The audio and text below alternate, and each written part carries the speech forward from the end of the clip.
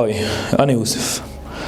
انا للي ما يعرفنيش، انا بتمرن جيم تقريبا من عندي 14 سنه. انا دلوقتي عندي 21 سنه. عديت بكل مراحل الجيم. بدات طبعا الحوار معايا ان انا في الاول كنت بس عايز العب كوره، بحب الكوره. قعدت العب كوره شويه، قلت لا انا لازم مثلا العب جيم مع الكوره بحيث ان انا اقدر اخس شويه.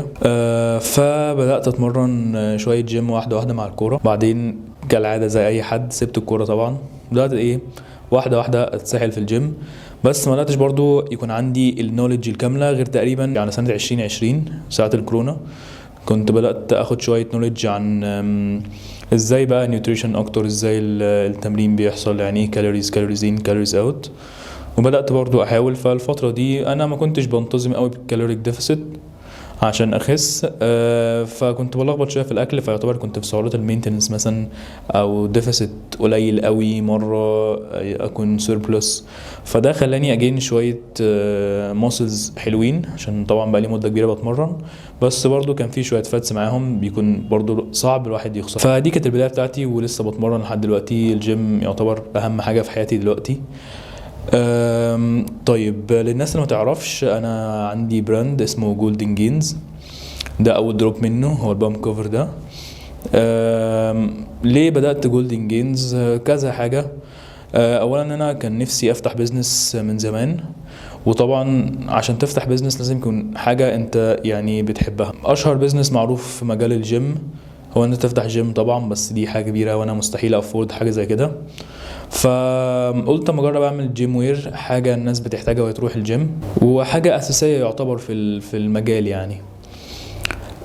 دي اول حاجه. تاني سبب طبعا ان انا كنت لما بدات ادور واعمل ماركت ريسيرش والاقي ان معظم البراند خصوصا اللي في مصر كلها بتعمل لبس دراي فيت عادي، تانك توبس، حاجات زي كده. مفيش حاجه شكلها مختلف، مفيش حاجه شكلها جديد، مفيش حاجه كلتشر اورينتد زي ما بيقولوا شويه، او ليها علاقه قوي بالجيم. كلها سبورتس وير، بس حاجات يعني اللي هو بتلبس وتحطها في الغسيل وتلبسها تاني يوم وهكذا. فانا ما كنتش عايز اعمل حاجه زي كده، لان انا اللعبه بالنسبه لي اكتر من كده بكتير. ان انا لا، اللعبه دي بحبها جدا، بحب الناس اللي بتلعبها. عديت برضو بمراحل كتيره في الجيم نفسه، من اول انفلونسرز ديفيد ليت، كريس بومستيد.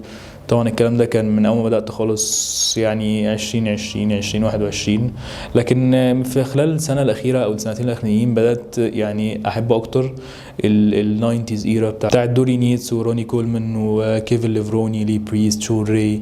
الناس دي كلها طبعا اساطير في اللعبه، وبحسها عن نفسي ان دي جولدن ايرا اكتر ما السيفنتيز بتاعت ارنولد وتوم بلاتس ومايك مينتر وفرانك زين والناس دي كلها. عشان زمان برضو في السيفنتيز ما كانش فيه ناس كتير قوي بتتمرن لعبه، ما كانتش معروفه، الجيمات كانت قليله. بس لما اللعبه فعلا بدات يعني يكون ليها قيمه بجد في التسعينات، لما ايام ما اللعبه بدات تتعرف اكتر وتكون ليها شعبيه وصيت اكتر زي ما بيقولوا. من الاسباب برضو اللي خلتني عايز اعمل جولدن جيمز ان انا اعمل زي كوميونتي يجمع الناس اللي هي اوبسيسد شويه بالجيم، مش حد اللي هو بيروح يومين وخلاص. التمرين اللي هو بيروح يتمرن تمرين خفيفه ويمشي، مش فارقه معاه قوي ريزلتس، مش فارقه معاه قوي، فاهمني؟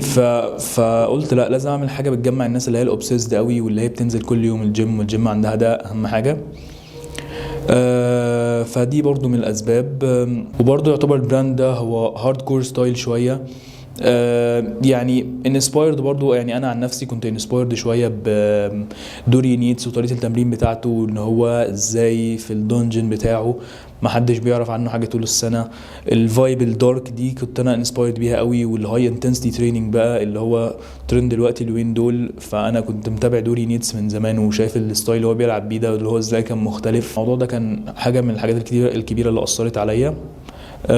برونش وارين برضو ستايل تمرينه الهارد كور او يعني الوحشي شويه زي ما بيقول. هو كان بيشيل هيفي ويتس وكان بيتبسط بده. فده سيت يعني، هذه اللعبه عامه.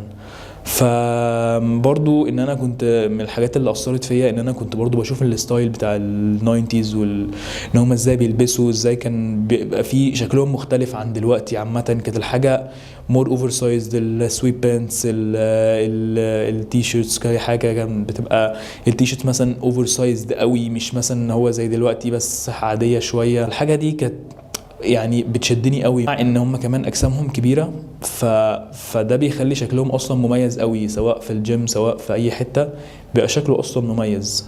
فده من الحاجات اللي كانت بتشد نظري قوي، فقلت لا يعني انا محتاج اعمل حاجه زي كده في مصر والشرق الاوسط، ويكون الناس فعلا تجرب الفكره دي وتتبسط بيها، ويعني ايه يجربوا فعلا الفايب اللي هو ستايل مختلف شويه، هيخليك تحس ان انت اصلا مختلف في الجيم عامه. فدي كانت اهم الحاجات اللي خلتني يعني ابدا البراند بتاعي او ابدا جولدن جينز. في حاجات كتير جايه، في ايفنتس، في دروب جاي للصيف ان شاء الله. فبس كده، قولوا لي لو في ديزاين معين حابين اعمله، اي حاجه تقدروا تبعتوا لي ظبط الموضوع ده. وبس wait for more content يعني. و that's it. See you. Stay jagged.